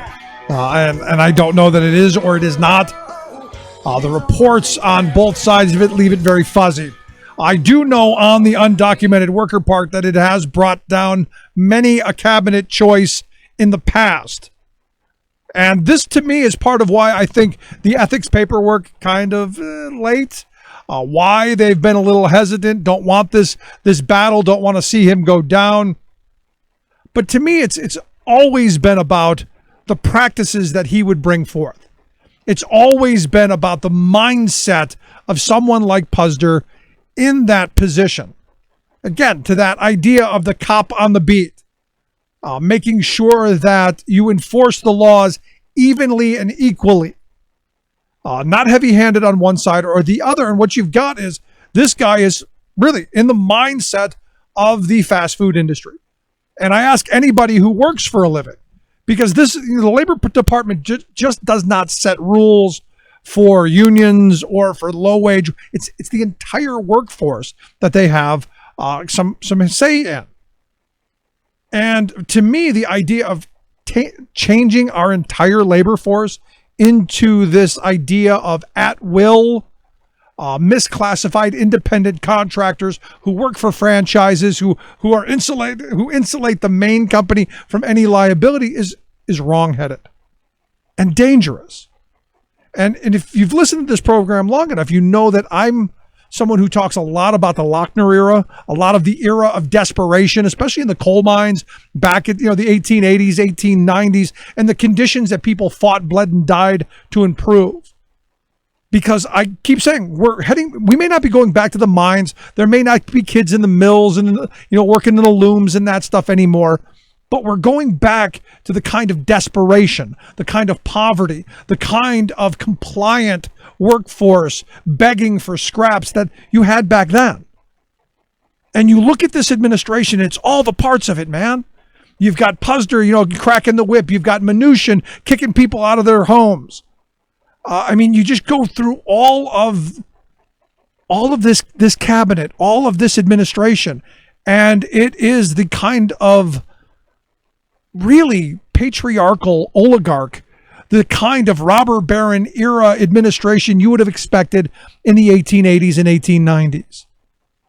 The kind of, don't question us, we're the smart people, because we sit at the top of the hill. And if you dare question us, we'll kick you out of company housing and we'll ruin your lives. Just the other day, you had Donald Trump, who was talking to the Sheriff's Association, and one of the police chiefs said, "Wow, there's a state senator who wanted to do away with asset foreclosure, and we didn't like that." And Trump goes, "Hey, give me his name. Let's ruin his career." Sitting U.S. president said, "Hey, give me one person's name. Let's go get him. Let's get the lynch mob and go get him." And to be honest, I'm actually in favor of doing away with asset foreclosure. I think you have to at least be convicted before they steal your stuff. Just because, you're suspected of, you had pot in your house, your kid had a joint in your house, we're taking your house and your savings and your cars and everything. We're freezing everything. We're taking it, liquidating it for us, because we don't dare raise taxes on wealthy people, and we've got to pay for police departments. We've got to pay for tanks in our police department. I'm actually in favor of doing away with it. But you got Trump going, let's ruin his career. This is the kind of scary administration that all of the authors of the 1930s and those dystopian novels, Can't Happen Here, 1984, all of those that made us fear authoritarian leaders. And sadly, in the end, the authoritarian leaders usually win, because we're that easily pliable. We're that easy to slice and dice and pit against one another. And until we, again, learn these lessons, we've seen this movie. It's played out. When do we stop? So, I was reading the Wall Street Journal. Yes, the newspaper of the investor class. And the headlines, companies plow ahead with moves to Mexico despite Trump's pressure. And they go through and they explain that Rexnord is still moving their jobs overseas. Caterpillar, not overseas, south of the border. Caterpillar, they're going to be moving jobs. And there's a bunch of companies that are doing it anyway. Nucor, they're doing it in spite of all of the threats that are going to be coming from the Trump administration. And look, a lot of this stuff is window dressing. A lot of this stuff is political theater. They're still moving. And it comes down to what happens is these companies only care about the bottom line. Our trade agreements have to be renegotiated. I agree with Trump on this. But all of the credit that he's getting here recently for all these jobs, not really, come on. He's 3 weeks in. So when I saw Fox News tripping over themselves to say how wonderful the Trump administration was in January and how fantastic the jobs numbers were in January and how amazing the pressure that Trump has put on and creating all of these jobs, I had to stop and go, you do realize that the job numbers, ended in the middle of January? That's when the survey was taken to be able to put out at the end of the month. You do get that, right? And that he wasn't even president yet, and you're giving him credit. Why didn't anyone give Obama credit for the amazing job numbers? And understand, the reality is the messaging that the mainstream, and it's no wonder people don't trust our media. When you look at fake news, when you look at Fox, when you look at the stuff that's put out, It really is really bizarre. And we are busy. We're working harder, longer, struggling to get by. And look, I do believe most people want to stay informed. Most people want to know what's going on. Most people want to trust what they see on TV, what they hear on the radio. But when you look at some of these reports coming out, especially Fox News, and you go, what alternative universe do you live in? How is it possible that you can turn a story about job losses into we gained jobs and everything's great?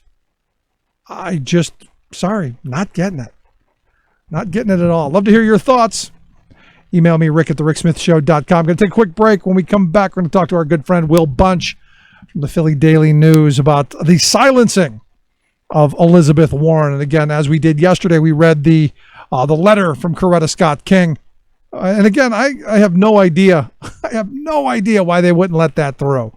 But they did let a guy read it. They let Markley read it. Kind of makes you wonder if it wasn't just about silencing a woman, or was it about the presumptive 2020 Democratic nominee being shut down?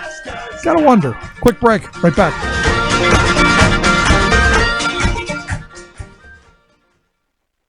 I'm Rick Smith, and this is Labor History in 2.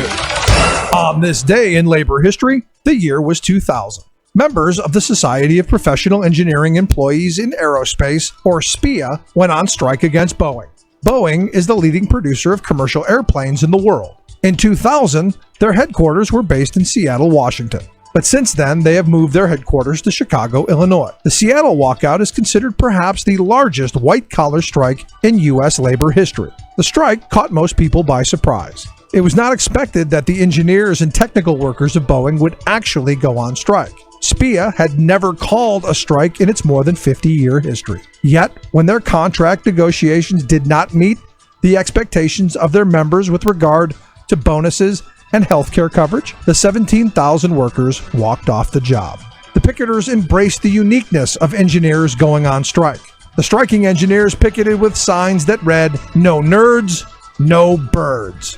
To ward off the chilly Seattle weather, they gathered around burn barrels. But the EPA ruled the barrels did not meet emissions. Undeterred, one of the strike leaders used his engineering skills to design a special barrel. Its smoke stove pipe stood up to EPA standards. The barrel has been used at many other strikes since. After 40 days, the strikers won almost all of their demands. AFL-CIO President Richard Trumka declared, "I've got to tell you, brothers and sisters, you've earned the admiration, the respect, and the appreciation of the entire labor movement from all 40 million of us." The ingenuity of the engineers demonstrated that labor solidarity was not only something for blue-collar workers. Labor History in 2 brought to you by the Illinois Labor History Society and The Rick Smith Show. For more information, go to laborhistoryin2.com, like us on Facebook, and follow us on the Twitters at Labor History in 2. And so tonight, to you, the great silent majority of my fellow Americans, I ask for your support.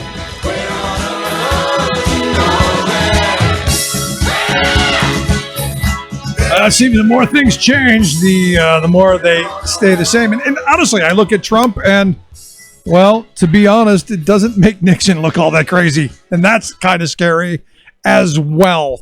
Anyway, welcome back to The Rick Smith Show. Check out the website, thericksmithshow.com. Questions, comments, something on your mind, you can email me, Rick at thericksmithshow.com. So as we talked about yesterday, the silencing of a U.S. senator by the gang of Republicans in the Senate, one of those moments where you go, really?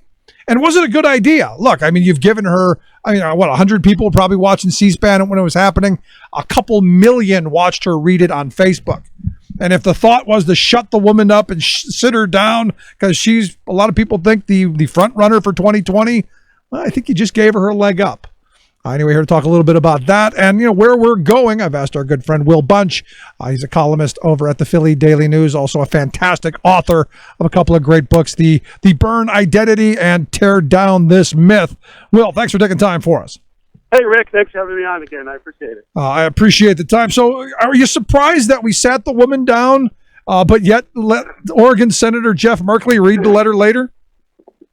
I guess count me as surprised, but not surprised, right? I mean, no doubt about it. I mean, as I wrote in my piece, I was actually on a train commuting home from work when the story broke, and people, my Twitter kind of went off. People talking about it, and I watched the video on the train going home 3 times because it took me 3 times to really absorb what I was seeing happening. But then, so I was shocked to see it happen, but at the same time, in a way, I'm not surprised. I mean, I think in a way it sums up everything we've seen in the last 3 or 4 weeks, or maybe arguably even longer than that, in terms of, I don't think this was an accident. I think the Republicans really did this on purpose. I think they probably singled out Elizabeth Warren on purpose, and I think the reason they did it basically was because they can. We've seen all sorts of norms about, democracy, about speech, about, especially about diversity. I mean, that's one norm in particular. I mean, I've been talking to people about this a lot in the last day or so about how, just basic norms of diversity, that these Republicans for so long have tried to, smile and keep their mouths shut while tolerating, women, minorities, and others getting their fair place in society. And now with Trump's election, it's like they feel unbound, that they feel that they can do something like this, like silencing Elizabeth Warren, and that nobody really can stop them. Yeah. And in the short run, they couldn't be stopped, right? I mean, they had 49 votes to shut her up. So is it are we looking at the 1950s again? The wonderful, glorious Norman Rockwell time where women were in the kitchen and barefoot and pregnant? You had minorities in the washing dishes. You had the blacks in the fields and gays in the closet. Is that what we're looking at? Well, not exactly, because at the end of the day, it's not the 1950s anymore. And I think the one area I think it's like so often happens in politics. I think the Republicans are, in a way, you could say, fighting the last war. I mean, they're obviously appealing to their base that gave them, the massive 46% of the vote to win this presidential election, and they think that's a winning formula. But what I don't think they realize, and you think they would realize this after what happened on January 21st, when 3 million women marched in the streets of this country, is you think they would realize that it's not a zero-sum game, that literally millions of people, mostly women, but not exclusively, who really weren't that involved in politics before, are so angry and so, so worked up about the way this is going down that they're getting involved in politics and in activism in ways that just never would have seemed possible 6 months ago. Yeah. And I think that's where they're miscalculating. Yeah, but here's the thing. I think what they are calculating is what I learned about a lot of stuff in Wisconsin, for instance, back in 2011 and 12, is that if you inundate people with enough, if you beat them enough, that eventually they tire, eventually they close their ears and they just want the pain to stop. And you just look at the last 30 hours, as you pointed out. There's an awful lot of stuff coming in from every direction. You got Trump, threatening to destroy a Texas senator. You've got him, going after putting Nordstrom on notice. You've got the administration going after John McCain for raising questions about Yemen. Just so much. It's like drinking from a fire hose. Right, and that's the strategy. And this is like I said in the piece. I mean, this is the authoritarianism 101 playbook, basically, to try and demoralize people, not by some, there's not going to be this thunderbolt of neo-fascism with a big sign on it that's going to come down from the sign. Instead, people are going to be beaten down into submission by 1,000 paper cuts of indignity, and this Elizabeth Warren incident was maybe a more dramatic example of that, but like you said, Trump threatening to destroy a Texas state senator, being told that people can't question this raid in Yemen because a serviceman died. I mean, you look at all these incidents, and they're meant to suppress and discourage the population so that at some point people won't fight back. Yeah. And that's the game. I mean, we're at kind of a balance point on the scale right now. It could go either way. I mean, I think there's a lot more anger and activism than they expected, but it's still possible that just to get so bad so fast that people will get demoralized. I'm worried about that. Are you surprised at the number of leaks coming out of the White House? I mean, every day I wake up to, another, and look, we're only 3 weeks into this nightmare. And every day I wake up to stories of bizarre antics, 3 a.m. tweeting and all of this craziness coming out of the White House. Are you surprised by just how dysfunctional this has been? A little bit, I mean, clearly I think a lot of it is, Trump has one of these kind of chaos management styles of business where he likes to set up competing power bases and people kind of vie for his favor and vie to be on the inside. And, clearly it seems like you have two main power camps right now. You have the Reince Priebus group, which I think kind of has the lower hand because they're kind of more the outsiders. And then there's the Steve Bannon camp, and I think Bannon is the one who really has, more of a hold on Trump's psyche right now. So I think that dynamic is driving a lot of this. Although some of the leaks I don't understand myself. You saw this story yesterday, perhaps about the supposed 3 a.m. phone call that Trump made to Mike Flynn, his national security advisor, about whether a strong dollar is good or bad for the economy. I mean, that was just nuts, and it would seem like only Flynn could really leak that, or Flynn told people who then leaked it. But you do have to wonder how some of this is happening and what the impact is going to be. It does just create this circus atmosphere where it's hard for the public to keep up because 1 hour you're outraged about one thing and you want to, write something or take action or do something, and then an hour later something new happens. I mean, it's almost. I mean, the political theater has gotten almost to the point to where we need Ritalin to keep up. Exactly, and again, you have to wonder: is this a strategy? Is that what they're counting on? Is this, one thing I'm really focused a lot on here, locally in the Philadelphia area where I'm based. I just think generally is, I'm trying to use my bully pulpit as a writer to. Try to use my pulpit as a writer to encourage people to focus not just on the tilting of windmills, but at the winnable sites. We have a big movement here in Pennsylvania called the Tuesdays with Toomey movement, which has just been fantastic. I mean, they've flooded Senator Pat Toomey's office every Tuesday with hundreds of people.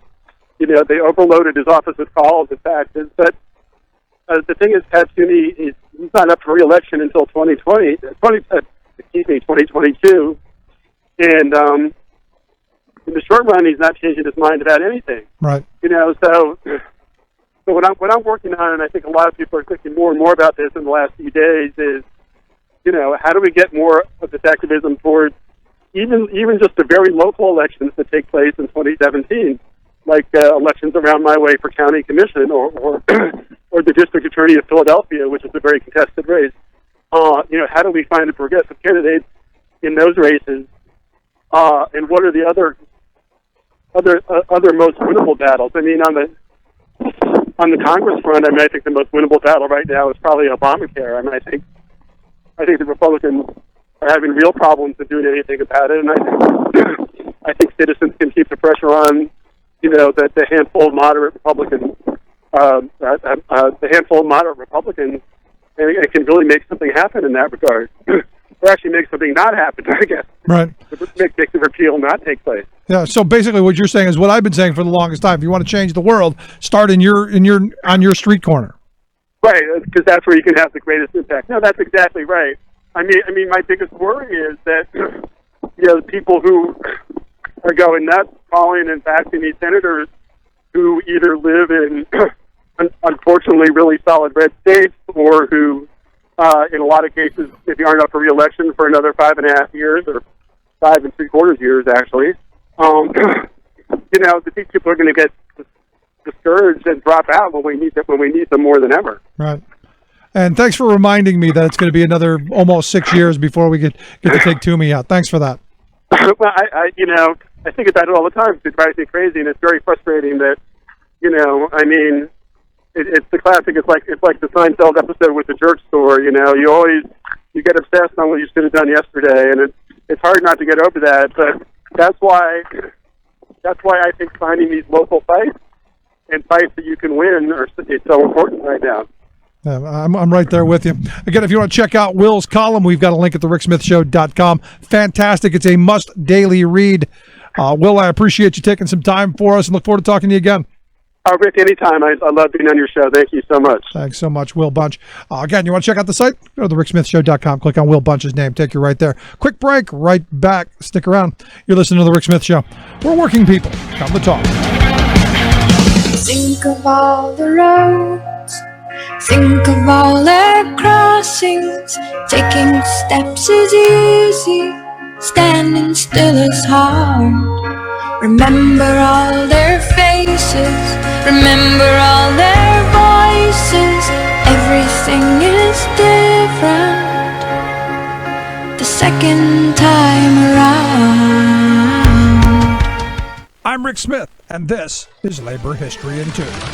On this day in labor history, the year was 1937. That was the day Sheriff Theodore Middleton and his deputies in Harlan County shot into the house of UMWA organizer Marshall Music, killing his 15-year-old son Bennett. Music organized for the UMWA's District 19. He traveled all over Harlan County. As a district organizer, he was beaten, arrested, and evicted from company housing repeatedly. Some of the mines were organized in Harlan County, but barely. Many coal operators controlled area sheriff's departments and restricted the daily life of miners and their union representatives. Organizing drives started in January of 1937. Union men faced extreme physical violence. Organizers were tear gassed in early January. Their cars were dynamited later that month. Music and his wife were shot at and warned repeatedly to leave town. Another organizer had his door busted down by deputies and his house ransacked. Music finally agreed to leave town to keep his family safe. But on this day, upon arriving in Pineville, he learned his son had been killed in a firestorm of bullets shot into his house. On March 22nd, the La Follette Committee on Civil Liberties opened hearings into Bloody Harlan. It lasted for 6 weeks. The Justice Department indicted 69 Harlan County coal operators and law officers for criminal conspiracy in violation of the Wagner Act. Meanwhile, the new National Labor Relations Board answered the UMWA charges and found in the union's favor. The board issued a cease and desist order against interference with union activity and ordered the reinstatement of 60 coal miners. As a result, union membership soared to 9,000. The UMWA would continue for decades to fight to keep Harlan County organized. From United Nations headquarters in New York, this is your World in 2 Minutes. I'm your host, Luke Vargas, for Talk Media News. On Tuesday, the Department of Justice defended President Trump's executive order banning travel into the U.S. from 7 predominantly Muslim countries before the Ninth Circuit Court of Appeals. Highlight came as government attorney August Flinch was pressed by judges if he could produce any evidence linking citizens of those countries with domestic terror attacks. How many federal offenses have we had being committed by people who came in with visas from these countries? And the ultimate was the answer was there haven't been any. Yes, Your Honor. These proceedings have been moving quite fast, and we're doing the best we can. I can You're saying that the proceedings are moving fast, but you appealed to us before you continued in the district court to develop the record. So why should we be hearing this now if it sounds like you're trying to say you're going to present other evidence later? Well, I was just about to at least mention a few examples. There have been a number of people from Somalia connected to Al-Shabaab who have been convicted in the United States. Is that in the record? Can you point us to where in the record you're referring? It is not in the record. The lack of any evidence compiled by those defending the executive order suggests some less than stellar interagency cooperation and perhaps some poor time management. On the same day as the Ninth Circuit hearing, the White House released a list of 78 global terror incidents it said were underreported by the media. The vast majority of those incidents were covered quite a bit, and one of them was deemed by Australian investigators to be a simple murder, not a terror attack. Perhaps the White House interns that worked on that list would have been more useful over at the Department of Justice. For more global news headlines, visit talkmedianews.com. Remembering that united we bargain, divided we beg. Rick Smith. I'm going to this battle, take my Union gun. Gonna end this world of slavery, for this war is one you're bound to lose.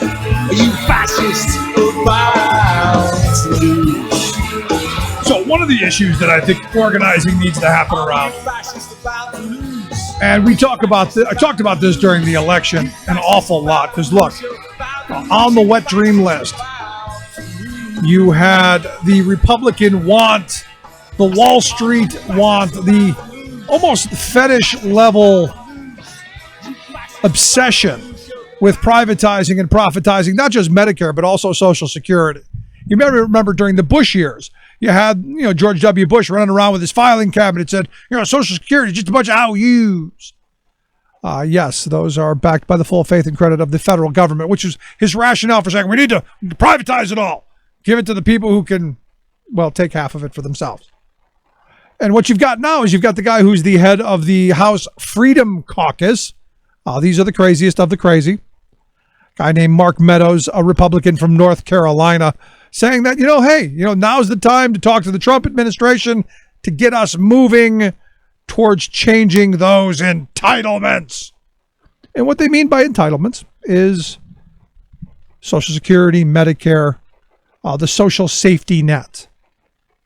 And I like to remind people, if you remember 2008, like I do, if you remember the fact that the housing bubble went pop because we said, no, go ahead, banks. You could be gambling houses and boring banks, and you can mix the money, do whatever you want. Come up with really technical kind of financial instruments that even you don't understand completely, and then, bring the nation to its knees.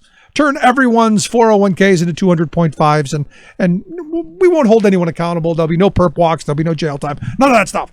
We'll just make sure that, Wall Street's whole and happy. And, you sad stiffs who go to work every day, sorry. I remember the lessons of a social safety net that kept us from a Great Depression. Because universally, almost every economics professional that I spoke to, every academic, every economist, all said the same thing. Without the infusion of money from unemployment, food stamps, the stimulus, we would have had a massive collapse. And this could have been a depression. We could have been looking at a really long decade. Now understand, the 8 years that followed were not as good as they should have been. And I would argue not as good as they should have been, because you had a recalcitrant Republican Party who said, you know what, we're going to stand in direct opposition to anything the black guy in the White House wants. No stimulus. And where they did negotiate, and this is where I didn't give Obama credit, is that he negotiated away part of the stimulus. Because a big part of it was in tax breaks. To where people like me, okay, if I did get 20 or 30 bucks, I paid bills with it because, we better worry about next month because who knows? Instead of saying, you know what, we're gonna interject demand into an economy that needs it badly, we said, here, take a couple of bucks and pay your bills off. Make Wall Street whole. That's what we did. And not to mention, he continued with the Bush era TARP, which bailed out Wall Street. But for me, the idea was, that safety net kept us from collapse. What these people want to do now is they want to undo the safety net. Because what they do understand is when we do have the next big bubble and it does go boom, what they do understand is, they understand they're going to make a lot of money. Because out of every bust comes boom for somebody. Every time someone loses their home, there's a Mnuchin there to take it over and profit from it. And this is the frustrating stuff to me. The frustrating stuff to me is that we still don't seem to learn these lessons. And the Republicans are still telling us that, we need to give that social safety net over to Wall Street. We need to do gimmicky stuff with it. We don't need to say that it's here when we need it. In case of emergency, break glass. Feed the hungry, feed the poor, keep people in their homes. In case of emergency, this is what we do. We don't say, here, Wall Street, we know you've screwed us over, countless times in the past, but we know you've learned this time. We'll be fine. Am I the only one who goes, that seems kind of dumb? So what you've got is you've got these Republicans now going, Medicare, Social Security, these entitlements, we need reform. And we know what reform looks like. It's giving it to Wall Street and privatizing it and profitizing it, and thus rationing and reducing the benefits to you and me. Now, what they're saying in the article over at The Hill is that, well, we're going to let Trump keep his campaign promises, which means anybody who gets it now, you're fine. It's the next generation. Get those people over there. You know, those 55 and under, because you still have a couple of years yet. You can work another 30 years, right? You can save for a little bit of private retirement so we can cut taxes on the very wealthy. And again, shift the wealth upward. That's what's coming, folks. Understand. You want something to organize behind? Fighting to maintain a public control of Medicare and Social Security. To me, a pretty big one. A pretty big one. Because once we privatize this, it's all down. It's all bad. Really, there's nothing good that comes of it. So if you look at Trump's promise, we're gonna save it. We're gonna save Medicare. We're gonna save Medicaid. We're gonna save Social Security without cuts. That was his pledge. Wait for the walking back. Which is, we're going to keep it for the people who have it right at this very moment. We'll red circle you. You're fine. It's everybody else, especially the next generation. And to me, again, that's that divide and conquer. That's that we're now pitting old against young. We're now saying, well, you young people, you're going to continue to pay into a fund that's going to keep Granny out of poverty. But when you get to be that age, sorry, you're going to get a savings account. And if you're unlucky, or if Wall Street decides they want half of it back, sorry, you're just going to have to work until you die. Seriously, this is where we're heading back to. And the unfortunate part of this is we've now moved to an era, and, you know, my grandmother passed away last April. She remembers what it was like when Medicare wasn't around. She knew people who worked until the day they died.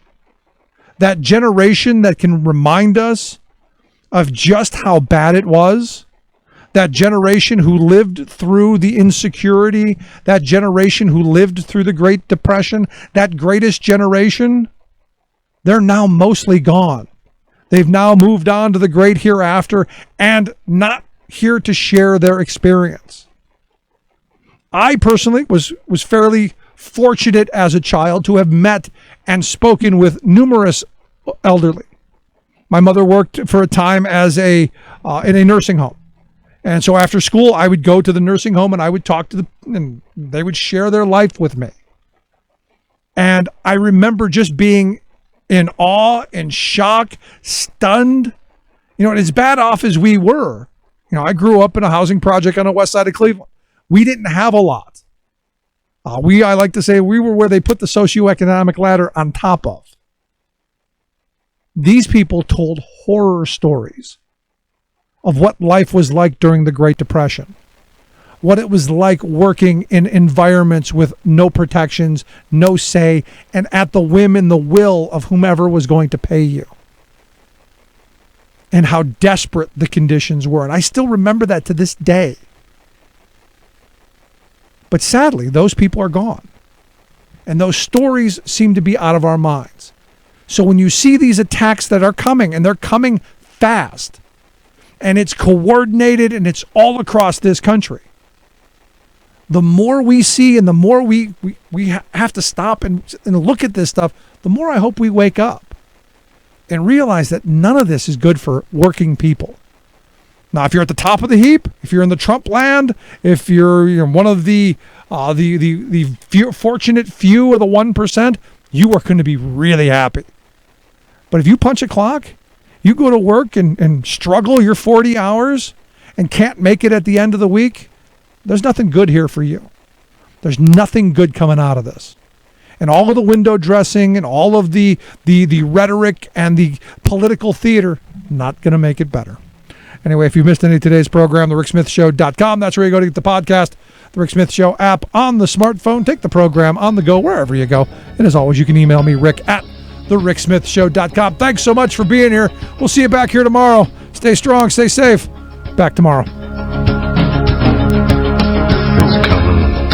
You've been listening to The Rick Smith Show. Together, we can make America better. Email rick@thericksmithshow.com or interact with us anytime at thericksmithshow.com. Until next time, this has been The Rick Smith Show, where working people come to talk. It's coming like